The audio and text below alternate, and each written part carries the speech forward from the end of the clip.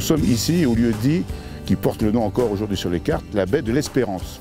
Pourquoi la baie de l'Espérance? Parce qu'ici c'était le port d'attache de l'Espérance 2, mais avant elle, de l'Espérance 1 et même de la Comète.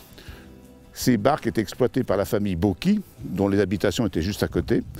Et ils avaient demandé en 1880 de construire une digue pour pouvoir amarrer leurs barques et pour qu'elles soient protégées du vent.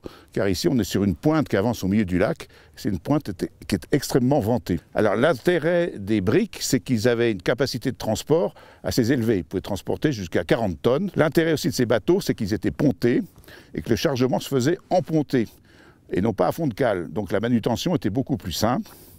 Et toute la superficie du pont pouvait être exploitée, car il y avait une autre particularité de ces bateaux, c'était les apoustis, qui étaient des coursives, qui étaient en encorbellement au-dessus de l'eau, ce qui faisait qu'on pouvait aller de l'avant à l'arrière du bateau sans passer par le pont, et donc le pont pouvait servir entièrement au chargement. Le transport des pondéreux sur le lac était quelque chose d'important parce que le lac d'Annecy occupe tout le secteur inférieur d'une cluse, c'est-à-dire d'une vallée qui va dans les Alpes internes, mais les rives étaient très difficiles à pratiquer. Il y a deux endroits qui étaient difficiles à franchir pour une route au bord du lac d'Annecy.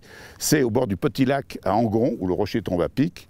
Et avant d'arriver à Annecy, sur l'autre rive, la pointe de la Puyat. Il y avait deux types de trafic. Le trafic à petite distance, qui assurait les échanges entre communes riveraines.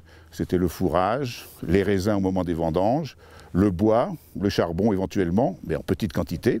Et puis un trafic à longue distance, un trafic qui se faisait depuis le bout du lac jusqu'à Annecy pour alimenter la ville en minerais ou en grains, par exemple, venant de la Savoie. Pour le trafic à longue distance, il se faisait entre Vertier, qui est au bout du lac, où il y avait un port qui était aménagé, et Annecy. Et sinon, le trafic se faisait de port riverain à port riverain. Tous les bateaux traditionnels avant les briques étaient les bateaux à voile, mais fonctionnaient très mal, de très mauvais voiliers, ils étaient mus par des rames. Avec l'arrivée des briques, c'est l'arrivée de la voile latine, et là, les briques sont de véritables voiliers de charge. Les voiles latines, ce sont des voiles triangulaires qui sont suspendues à une antenne qui elle-même est suspendue à un mât. Il y avait deux mâts, donc deux voiles triangulaires. Comme l'antenne est oblique par rapport au mât, il faut qu'elle soit suspendue soit à droite, soit à gauche. Par tradition, on les suspendait à droite. Quand le vent arrivait du tribord arrière, pas de problème. Les voiles pouvaient gonfler, la disposition était idéale. Par contre, par vent arrière, la voile arrière mettait à l'abri la voile avant. Et donc il fallait basculer l'antenne de la voile avant de l'autre côté pour qu'elle puisse recevoir du vent.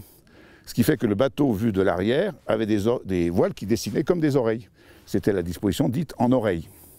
Et il se trouve que sur le lac d'Annecy, vu les sautes de vent, il fallait que l'antenne soit très redressée pour éventuellement tourner autour du mât sans abîmer le chargement.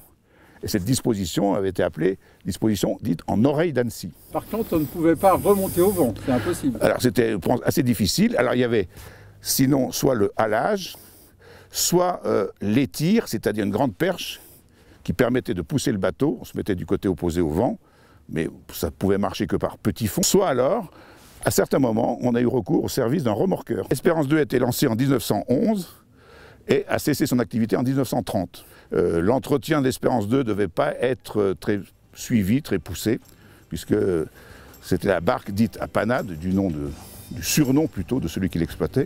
Et il y avait l'expression qui avait cours à Annecy, on disait « Ah, c'est comme la barque à panade », c'est-à-dire quand on voulait décrire quelque chose qu'elle est toute guingois et qu'elle n'allait pas tenir pendant très longtemps. Donc elle n'a pas dû survivre très longtemps après l'arrêt de son activité en 1930.